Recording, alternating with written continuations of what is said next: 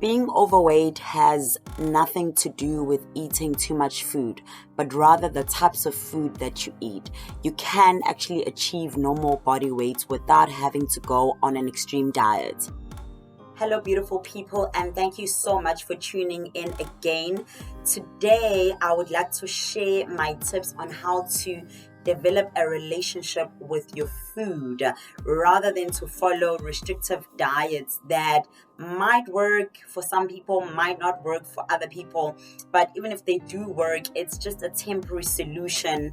Restrictive diets and deprivation only slows down your metabolism, and once you stop living your life in that way, not only do you gain your weight back, but you might actually end up heavier than what you started off with. So like I said in my previous video that I did about how to build self-discipline when it comes to eating habits, I haven't changed my mind since. I still believe that diets and eating plans that are restrictive and they are put together by other people, for me, they are almost ineffective.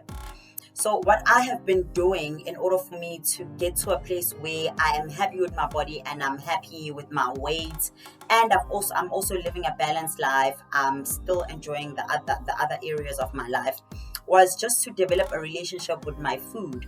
And I do feel that now with society, perpetuating this idea of this perfect body, we now see food as something that is like our rival. And I believe that food should be your friend, food should be your nourishment, it should be your fuel, and it should also just be great provision for your overall well-being. Based on that, I believe that you should just develop a healthy relationship with your food. And I'm using the word relationship because this is a give and take. It's how you see food and how food will treat you in return. So today I'll be sharing some of my tips on how you can do that, and not only how you can do that, but how to do it successfully so that this becomes a lifestyle and this actually becomes a way of life for you. My name is Zitembe and I am into fitness.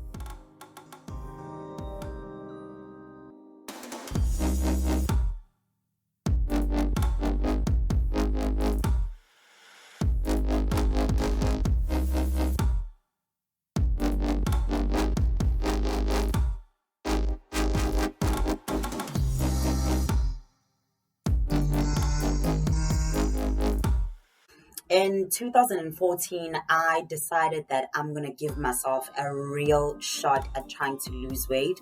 I had tried previously countless times, but 2014 for me was such a defining year. I just felt that, you know what, it's either I do this properly and do lose the weight, or if I'm gonna fail for the 100th time, then I might as well just stop trying and rather invest all my energy in just accepting my body the way that it is. So I did go on this diet, and I'm not going to say which one it is because I'm not trying to mislead people. And it worked. I mean, I was depriving myself of almost anything that was not part of this diet. Even alcohol was off limits. I was literally avoiding even hanging out with my friends and trying to have a good time because I was so determined to lose this weight. And I did.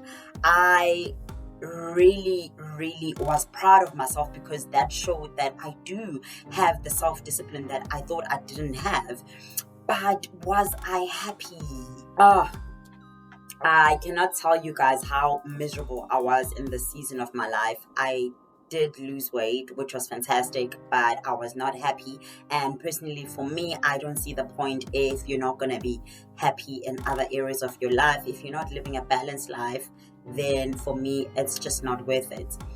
Research actually shows that the average person will try at least 126 fad diets in their lifetime. That's a lot, guys. I don't know about you, but it's something that maybe we should just think about and actually ask ourselves that if all these diets were working, would there be a need for them to keep coming up with more? But anyway, did say previously that I'm not against anyone who's on a diet. I'm just here to give my advice and to share what I know to have worked over the years, and it's nothing compared to what people are putting out there, and it's not really what you expect this lifestyle to be about. I just thought that I'd put this out there because there are so many people that are putting information out there, making this seem like it's more pleasurable than it is, and making the rest of us feel like there's maybe something wrong with us for failing at this so miserably. Eating healthy sucks. End of story. I can't tell you the number of times I've been cheated buying maybe biscuits that are supposed to be a healthier option, and it says choc chip cookie, and you're thinking, oh, okay, well, let's try it, this sounds good. And when you get home, you just realize that, this was a complete waste of time. So I just want to put it out there that this is certainly not easy, but it doesn't mean that it's not possible. I'm not here to try and sell you anything. I'm not trying to sell you a transformation package. I'm not trying to sell you an eating plan. I'm just here to share my advice, and you don't have to treat it as gospel, but this is what has basically been working for me. And the timing for me to share all of this with you is perfect because it's the one time that I am genuinely happy with the way that I look, and I'm not putting any extra pressure on myself to look a certain type of way. That's taken me a very long time, and my wish is that you get there as well, and in fact much sooner than even I managed to get there. Without wasting any more time, I am going to present to you my 5 tips on how to develop a relationship with your food so that you are living a balanced life, you are eating for nutrition, and your body is actually rewarding you for it. Let's take a look. The first thing that I feel that you should be doing is just to create your own eating plan. I know that it seems like a lot of work, and that's why this market is making so much money, because there's a need. Once there's a need for something, then there is a demand, and the demand is what actually sells the products. So I feel that there is a need for people to have their eating plans created by someone else, but I think that you should invest some time, just a couple of hours, to sit down and really figure out what you want to eat like and what your body goals are and how exactly are you planning to do that. So I'm going to be sharing with you one of the best ways that you can actually create your own eating plan. So if you're trying to create your own meal plan or eating program, you can just go to this website. It's quite great. I've used it myself. It's called eatthismuch.com. Click on the foods that you want to eat as your preference. Type in the calories that you want to eat in a day. Type how many meals in a day you want to eat, then click generate. If you don't really like the meal or the food type, then you can just hit the refresh button and you will see new options. I'm sure we all remember that childhood trauma of just eating something that you don't want to eat simply because that's what was put in front of you as dinner. You would literally take your fork and dismantle everything just so that it looks like you ate most of it. So without even being aware of it, once you're an adult, you just maximize on your freedom of choice when it comes to eating whatever you want. Sometimes these issues and the relationship that we have with our bodies and food go as far back as childhood, where we didn't have the liberty to say, you know what, I don't want to eat this. It was just put in front of you and you expected to eat it. And so when you're an adult, you literally just indulge on anything without anyone giving you permission that you want to eat it or not. I know that not everyone can be able to relate to this, but I'm sure that there might be other reasons that explain why you eat the way that you eat today. So my aim today is just for us to be able to highlight those things and be able to build a new relationship with our food that is healthier and that will work with us instead of against us. And we all want to be healthy, we all want to be confident, and this doesn't necessarily have to be a depiction of what society believes you should look like. It's just simply about how you feel and what works for you. It doesn't make sense to me to hand this task over to someone that has no clue what we like eating and what we don't like eating. And I feel that if you're eating what you don't like, you're going to be miserable most of the time. And that's why this will be a complete failure. When I started, I didn't have the luxury of having a nutritionist or like a personal trainer. So everything that I know, everything that I've tried out, and I've had to teach myself, test it. If it doesn't work, leave it. If it works, yes, we stick into it. So I know what I'm about to suggest now might seem like a lot, but I promise you it really isn't that bad. Is to actually do your own research. Yes, educate yourself about the foods that you want to put on your eating plan. And the reason why I'm saying this is because that's why people that are selling things out there can easily take advantage of us. We're not willing to teach ourselves and learn anything. And what they do is that they just empower themselves with more knowledge and they come back and they sell it to us. And this may sound like it's a lot of work, but I can promise you that if you just take a couple of minutes a day just to read on the type of foods that you want to eat, or even if you are out, what I would do usually is that I would use my phone, because my phone is with me all the time. I know that this may sound a little bit tedious, but educating yourself about different types of food is the key to succeeding and making this a lifestyle. The third thing that you need to do is to actually cook food in a way that is appetizing for you. The term eat clean for me is just misleading, because now it gives us the idea that our clean and healthy food must be boring.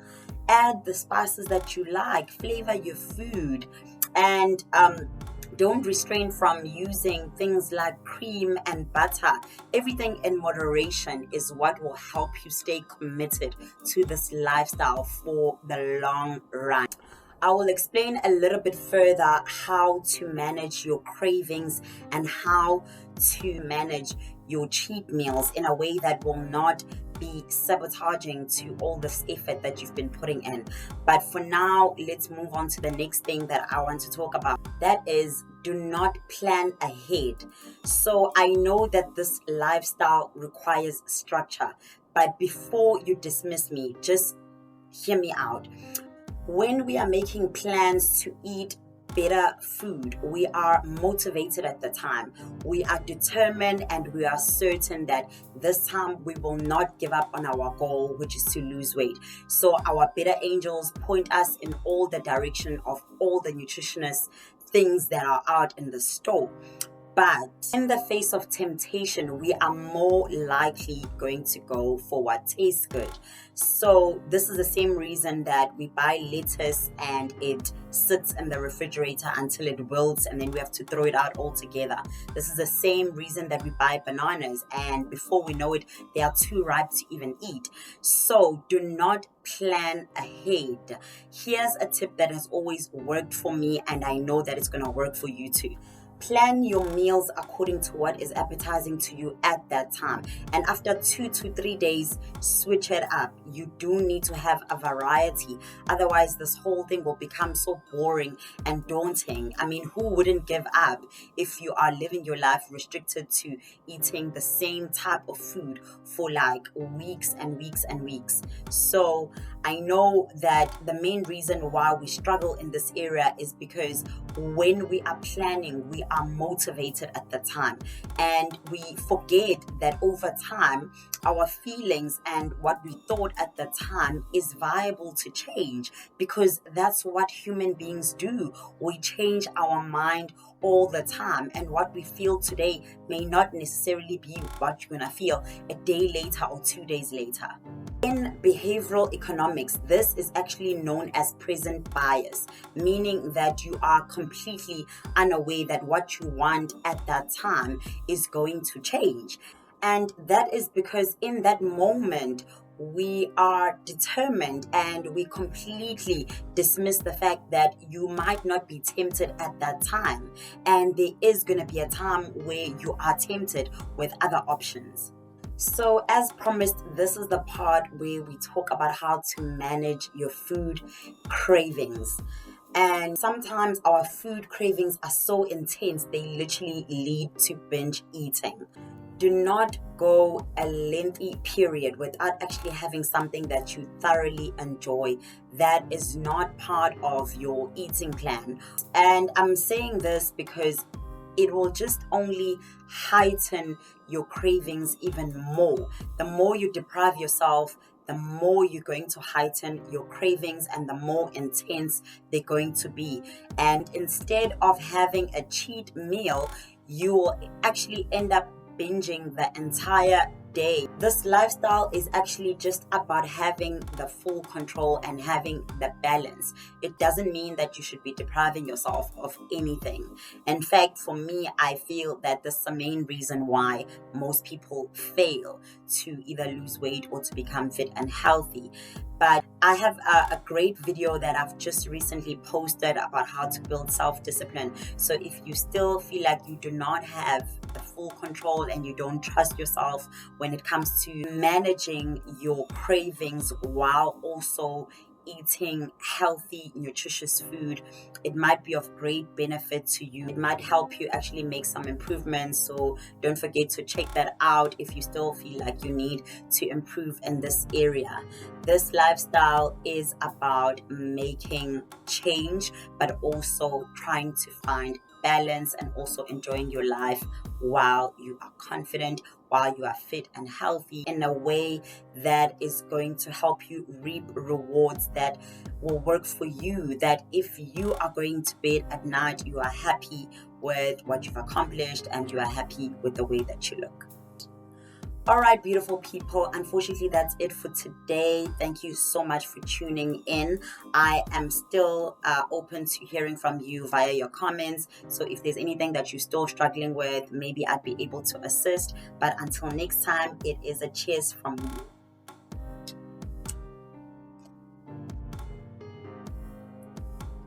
Next time on Fit Worth Keeping. Cheat meal. Like when I was trying to be strict on my eating plan, I was always looking forward to Fridays. Like I lived for Fridays. I could not wait for Friday because that was the day that I could have my cheat meal. And my favorite is just pizza, plain and simple. With just mozzarella. A margarita for me just does it, but with extra cheese. So obviously I'd spend the entire week just thinking about this pizza that I'm going to have on Friday. Long. And what would happen is that when I have my cheat meal, it would turn into a cheat day where now I'm just adding, I'm having ice cream, I'm having brownies, I'm having, a soda, I'm having everything. I'm having fried chicken. And that cheat meal actually now turns into a cheat weekend. Comes Monday, not only do I feel like shit about myself, but I actually have to start over. So when you do have a craving, actually cut yourself a small slice of cake and have it. And it doesn't have to be on any specific day.